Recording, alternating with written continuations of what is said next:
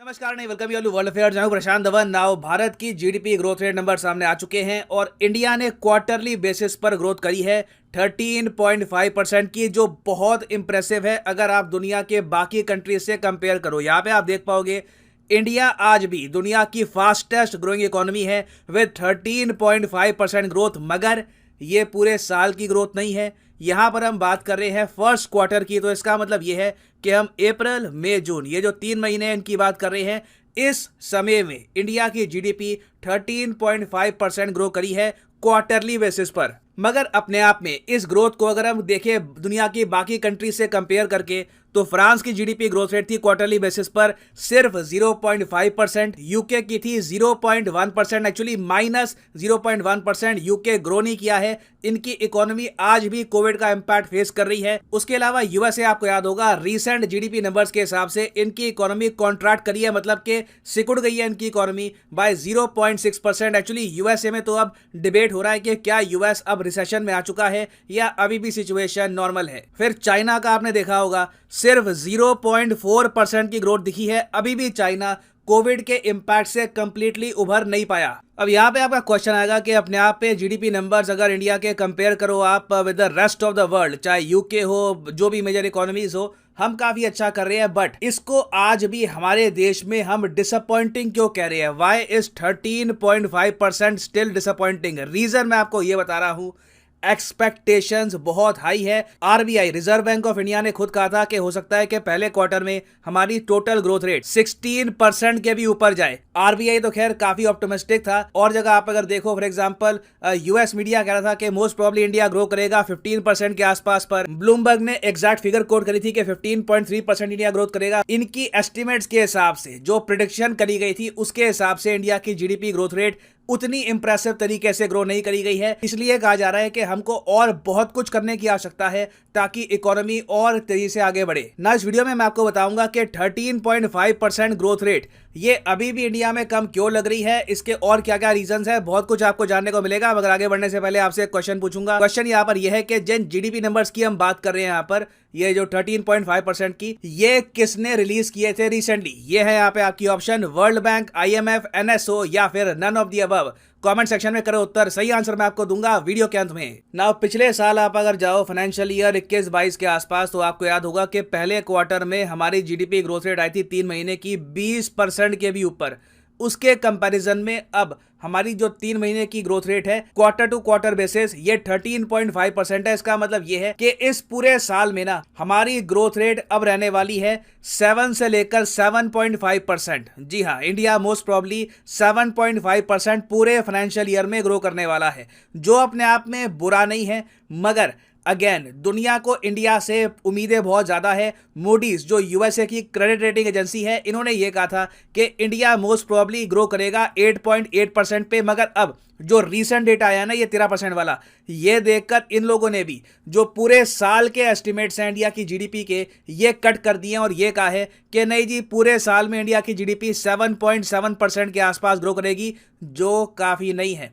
ये बातें दुनिया भर में कई अर्थशास्त्री, इकोनॉमिस्ट, फाइनेंस मिनिस्टर्स कह चुके हैं कि इंडिया को अगर लगातार नौकरियां क्रिएट करनी है, क्योंकि आप सबको पता है इंडिया में आज के समय एक बहुत ही बड़ा इशू है अनएम्प्लॉयमेंट का। हमारे देश को नौकरियां और चाहिए, हमारा देश यंग है, यंग पॉपुलेशन है, दे नीड जॉब्स। तो आने वाले 25 सालों तक अगर हमको प्रॉपरली नौकरी देनी है अपनी बड़ी आबादी को, तो 8 से लेकर 10% के आसपास ग्रो करना होगा। उससे कम की ग्रोथ में काम चलेगा नहीं। उसके अलावा देखिए एक फैक्टर यहाँ पर यह भी है कि कौन से सेक्टर आपकी जो ग्रोथ है उसमें कंट्रीब्यूट कर रहे हैं, ये भी देखना होगा। फॉर एग्जांपल अभी जो हमारी ये 13.5% की ग्रोथ रेट है, इसमें बहुत ही बड़ा कंट्रीब्यूशन है सर्विस सेक्टर का। मैन्युफैक्चरिंग सेक्टर आप अगर देखो तो इतना तेजी से ग्रो नहीं कर रहा जितना हम एंटिसिपेट कर रहे हैं। इसलिए आपने देखा होगा रिसेंटली इंडियन गवर्नमेंट ने चाइनीज कंपनीज को भी कहा है कि आप इंडिया में मैन्युफैक्चरिंग करना स्टार्ट करो, we need more jobs in India. अब यहाँ पर आपका एक मेन क्वेश्चन ये भी आएगा कि कई लोग ना बेस ईयर की बात करते हैं कि बेस ईयर के हिसाब से इंडिया की जो ग्रोथ है बड़ी कम है। इसका मतलब क्या है, ये मैं आपको बहुत ही ज़्यादा सिंप्लीफाइड तरीके से बताता हूं कि 13.5% जो ग्रोथ है ये भी लोगों को कम क्यों लगती है। देखो, जब हम बात करते हैं ना बेस इफेक्ट की, तो इसे हम एक्चुअली यूज करते हैं इन्फ्लेशन को काउंट करने में, उसके अलावा जीडीपी ग्रोथ रेट को समझने में। इन्फ्लेशन की अगर मैं बात करूं, मैं आपको एक सिंपल सा एग्जांपल देता हूं। मान लो एक सेब की कीमत थी अप्रैल 2017 में 50 रुपए, ठीक है। अब 50 रुपए से उसके प्राइस में 50 रुपए का अंतर आया, मतलब कि 50 रुपए प्राइस बढ़ गए। तो परसेंटेज में हम क्या कहेंगे कि 2018 में जो सेब के प्राइसेस हैं इनमें 100% का इंक्रीज देखने को मिला। फिर अगले साल हमने देखा कि जो सेब के दाम है ये 50 रुपए फिर से बढ़ गए हैं। तो अब ये बढ़ के कितने हो गए हैं, 150 रुपए हो गए हैं। मगर पिछले ईयर के हिसाब से हम कहेंगे कि कितने प्राइसेस बढ़े हैं, 50% बढ़े हैं। बड़े 50 रुपए ही हैं, मगर न्यूज में आएगा कि 50% प्राइसेस बढ़े हैं। उसके बाद अगले साल जब आप जाओगे कीमत फिर से 50 रुपए बढ़ गई, तो आप कहोगे कि कीमत यहां पर 33.33% बढ़ी है। तो इसको हम कहते हैं हाई बेस इफेक्ट इम्पैक्ट। ये इन्फ्लेशन में आपको दिखता है काफी बार। चीजों के दाम लगातार बढ़ते रहते हैं मगर परसेंटेज में उसका इम्पैक्ट आपको उतना दिखता नहीं है। तो इन्फ्लेशन में तो होता है हाई बेस इफेक्ट। फिर अगर हम बात करें जीडीपी की, तो जीडीपी में काफी बार हम बात करते हैं लो बेस इफेक्ट के बारे में। नाउ लो बेस इफेक्ट क्या होता है, जिसकी हम आज के समय बात कर रहे हैं। मान लीजिए एक देश है, उसकी जीडीपी है 1 लाख करोड़ रुपए, या फिर चलो और सिंप्लीफाई करते हैं, उसकी जीडीपी है 100 रुपए, ठीक है। 100 रुपए की जीडीपी है एक इमेजिनरी कंट्री की। वहां पर आप 10 रुपए इंक्रीज करते हो जीडीपी में, ठीक है। तो कितना इंक्रीज हो गया परसेंटेज के हिसाब से, 10%। तो अब जो जीडीपी है देश की ये 110 रुपए हो चुकी है। उसके बाद अगले साल फिर से 10 रुपीज का इजाफा होता है। मगर आप जीडीपी परसेंटेज में चेंज क्या देखोगे आप ईयर टू ईयर बेसिस में, कि 9% के आसपास ग्रोथ हुई है। फिर उसके बाद मान लो जी कोई आपदा वगैरह आ गई, अब हमारे केस में कोविड हो गया, मगर कुछ और भी हो सकता है, कुछ अर्थक्वेक आ गया, कुछ और हो गया। तो उसके बाद क्या है कि जीडीपी में एक चेंज आया, जीडीपी 30 रुपए कम हो गई। तो 120 में 30 रुपए आप माइनस करोगे, आपकी जीडीपी अब रह गई 90, और ईयर ऑन ईयर बेसिस पे आप देखोगे तो 25% का एक बहुत ही बड़ा गड्ढा यहाँ पे हो जाएगा। ओवरऑल आपके देश की जीडीपी अब 90 रुपीज हो गई है। अब क्या है कि देखो 90 रुपीज में फिर से आप 10 रुपए ऐड कर दोगे ना, तो आपको ग्रोथ रेट दिखेगी 11.11%। आप कह सकते हो कई सालों की ग्रोथ रेट को हमने बीट कर दिया। मगर जो ओरिजिनली नुकसान हुआ था हमारा, जो 110 से सीधा 90 पे हम गिर गए, ये अभी रिकवर करने में टाइम लगेगा। 90 से पहले 100 हो जाएगा, 100 से 110, फिर 120।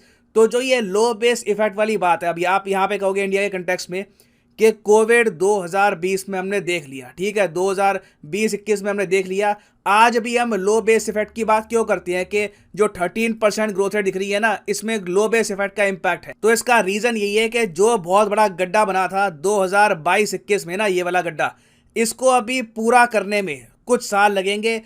इस फाइनेंशियल ईयर के बाद आप देखोगे अगर हाई ग्रोथ रेट आती है तो उसमें लोग लो बेस इफेक्ट का यहाँ पे बहाना नहीं लगाएंगे। ये लोग ये नहीं कहेंगे कि जी कोविड में गिर इतना गए थे कि अब इतनी ग्रोथ रेट तो आएगी ही। हाँ, हालांकि यहाँ पर मैं ये बोलूंगा, बीच में अभी क्या हुआ कि भारत सरकार में फॉर्मर एक फाइनेंस सेक्रेटरी थे। फाइनेंस सेक्रेटरी मैं आपको बता दूं एक बहुत ही ज्यादा ऊंची पोस्ट होती है। फाइनेंस मिनिस्टर के बाद सीधा आप कह लीजिए फाइनेंस सेक्रेटरी होते हैं most powerful in the ministry of finance. तो इन्होंने रिसेंटली एक ट्वीट कर दी जिसको भारत सरकार ने कहा कि ये फेक न्यूज है।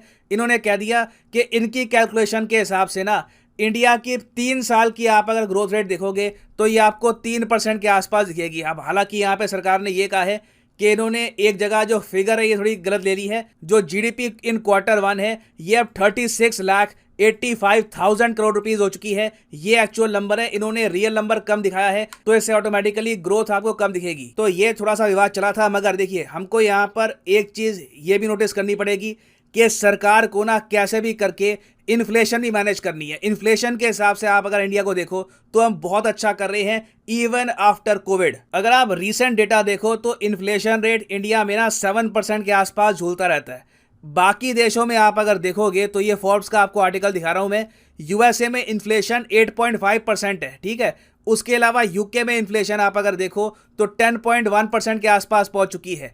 कनाडा में इन्फ्लेशन 7.6% के आसपास है। दुनिया भर में ओवरऑल हम देख रहे हैं कि इन्फ्लेशन काफी हाई है। तो जब इन्फ्लेशन हाई होती है तो सरकार के लिए काफी मुश्किल हो जाता है टैक्स बढ़ाना और वेरियस स्टेप्स उठाना जिससे हम ग्रोथ रेट और बढ़ा सकते हैं। तो एक बहुत ही ट्रिकी अभी सिचुएशन है।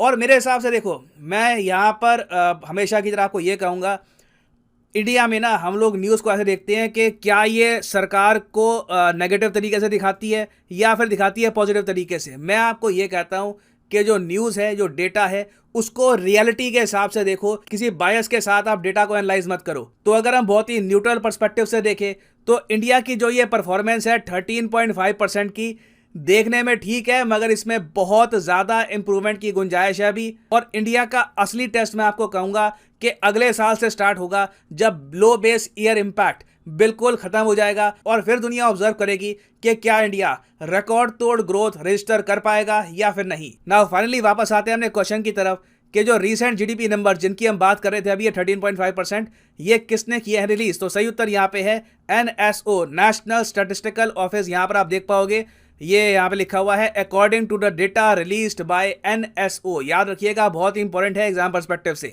और फाइनली ग्रोथ रेट जो है वो काफ़ी ज़्यादा जो है वो अच्छा, हमारे मुताबिक जो है वो काफ़ी ज़्यादा अच्छा आया है। लेकिन हाँ, जो RBI है वो कुछ और रिस्पेक्ट कर रही थी, उनके फिगर्स जो है वो कुछ और थे। लेकिन जब चीज़ें होती हैं, फिगर सामने थे, तो थोड़ा बहुत ऊपर नीचे हो ही जाता है। मुझे ऐसा लगता है ना कि ये इतना चैलेंजिंग एक रहती है चीज़, क्योंकि आपके हालात कब बदलते हैं कब नहीं बदलते, पूरी दुनिया के क्या हालात है, सब चीज़ें बहुत ज़्यादा इम्पैक्ट करती हैं। तो ऑब्वियसली चीज़ें उस तरीके से नहीं हो पाती जो एक हम कहेंगे कि अनुमान लगाया गया होता है। बट उसके बावजूद अगर देखें कि अगर मतलब ग्रोथ रेट जो है वो बढ़ती जा रही है, तो इट मीन्स कि कहीं ना कहीं पर किसी सेक्टर पर बहुत काम हो रहा है। जाए तो इंडिया की भाई काफ़ी फास्ट है, क्योंकि अब सर प्रशांत इस लिहाज से बता रहे थे कि जो हमारी पिछली जीडीपी थी, लेकिन यह है कि ये बहुत ज़्यादा भाई हमारी नज़रों में तो बहुत ही ज़्यादा है, क्योंकि उन्होंने काफ़ी जो देश है उनको पीछे छोड़ दिया है। और देखा जाए तो भाई आने वाले दिनों में ये और भी भाई आगे इंडिया जा रहा है, जिनकी जीडीपी ऊपर और भाई ज़्यादा जाएगी। इंडिया में भी काफ़ी एक कोरोना का रहा है। अगर हम देखें तो दूसरी कंट्रीज ने उस तरह से ग्रोथ नहीं की है। स्पेशली आप चाइना को देख लो, हालांकि चाइना काफ़ी ज़्यादा इससे इफेक्टेड हुआ था जब कोविड आया था, और उसकी वजह से चाइना ने बहुत कुछ फेस भी किया। आपको पता है कि अचानक से एक सिस्टम चल रहा है और वो अचानक से कोलैप्स हो जाता है। सेम वैसे ही जैसे पाकिस्तान में भी आप देखें तो पाकिस्तान में सैलाब आया है, फ्लड आया है, तो पाकिस्तान किस तरह से अब अचानक से इतने साल पीछे चला गया, तो उसी तरह से वैसे तो आगे था ही नहीं, लेकिन अब और ज्यादा पीछे हो गया है। और इंडिया के जो मिनिस्टर्स हैं वो भी अपने आप को जो एक्सपेक्टेशन समझ रहे थे वो नहीं हो सका, तो उस पे वो गुस्सा है। हालांकि ये नहीं देखते यूएस माइनस में जा रहा है, यूके माइनस में जा रहा है, इंडिया 13.5। और जिस तरीके से ये बताया, देखो यार, इसमें ये भी बता रहे हैं साथ में, अगर साल भर की अगर की जाए 8.8 तकरीबन बनती थी, वो इसको गुस्सा हो रहे हैं कि 7.7 क्यों हुई है। अब समझ गए ना, मतलब 8.8 क्यों बनी, मतलब वो इस चीज पे मतलब बात कर रहे हैं, वो ये नहीं कह रहे कि 3 महीने में क्या हुआ है। वो बहुत ज्यादा। देखो अब इसमें वाकई कोविड आया, उसके बाद 2 साल कोविड आता रहा।